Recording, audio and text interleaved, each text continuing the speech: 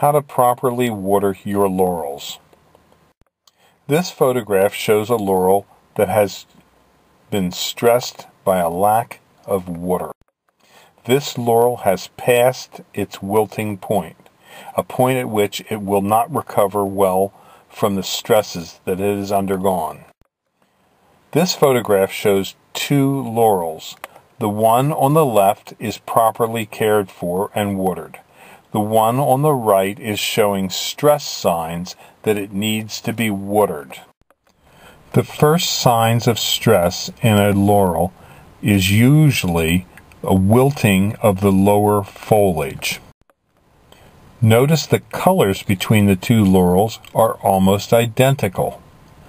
This is because the laurel that is stressed has not reached its wilting point, and if water is added soon, it will revert to a nice, upright, and erect posture of the leaves.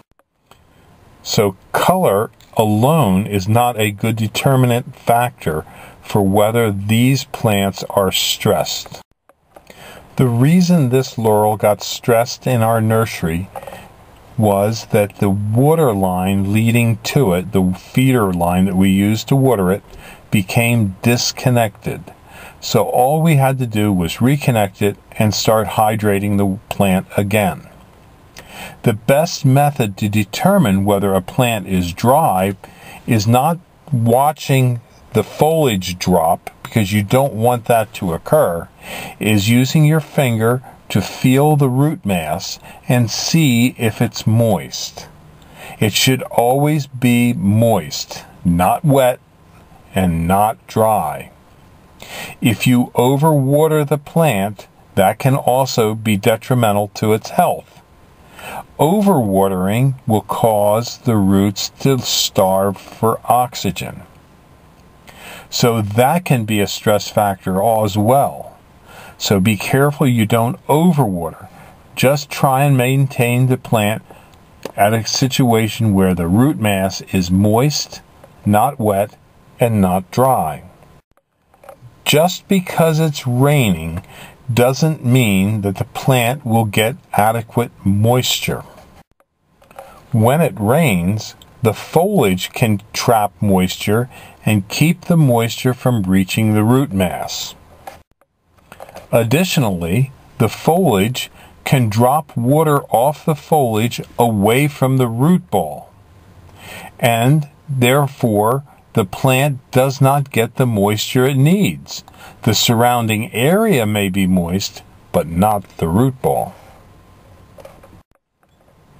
A few months after a plant has been transplanted, it should be growing new roots. As it grows new roots and new roots are put into the surrounding soils, your watering and monitoring of the watering needs for the plant will go down. But don't forget, plants can even dry out in the winter. So the first year after transplanting a laurel, make sure that the plant stays moist during cold weather as well. The best idea for how to do that is this. If it has gone up outside in temperature above freezing, it's time to check your laurels for the moisture at the root mass. Just again, use your finger. Your finger can tell the score.